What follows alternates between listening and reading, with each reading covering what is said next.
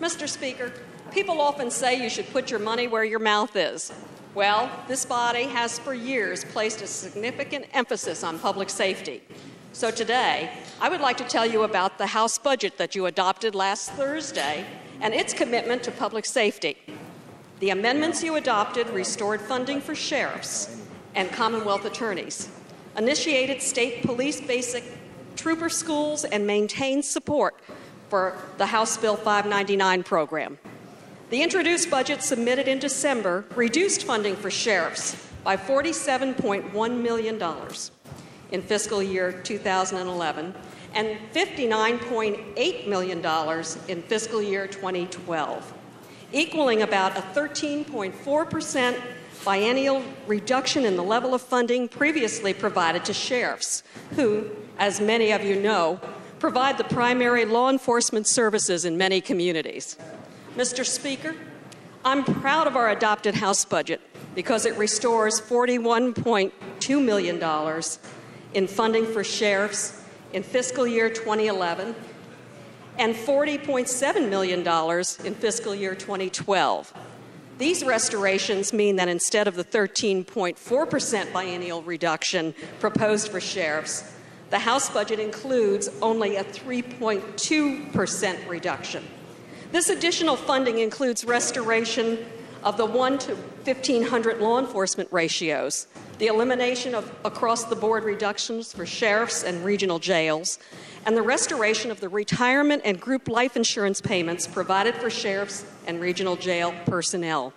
And, Mr. Speaker, in addition to the funding provided for sheriffs and regional jails, the budget you adopted also restores funding for another important component of the Commonwealth's public safety, your Commonwealth's attorneys, who ensure the safety of our citizens by placing criminals behind bars. The introduced budget reduced the existing funding for Commonwealth's attorneys by $10.9 million each year, or 16.5%. In contrast, the House budget restored $0.5 million in each year to our Commonwealth's attorneys' offices. This restoration reduces the proposed 16.5% reduction in each year to no more than 5%. Another important component to ensuring the Commonwealth's public safety is our state police troopers. Included among the reductions contained in the introduced budget was pushing off funding for state police basic trooper schools, allowing only one to proceed in the current biennium. Again, I'm proud of this House budget because at a time when more than 300 state police positions are vacant and more than 250 troopers could retire, this budget provides funding to ensure that new troopers will continue to respond both to the needs of our citizens and other law enforcement agencies. Finally, Mr. Speaker, the House budget maintains funding for the HB 599 program.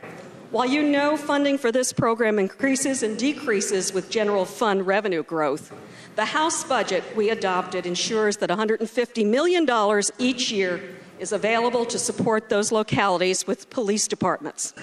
Our local police departments answer the call every day, protecting citizens and addressing emergencies. As you can see, this body's continuing commitment to public safety is once again affirmed in the budget we adopted last Thursday. We should all be very proud of that fact. Thank you, Mr. Speaker. Thank you.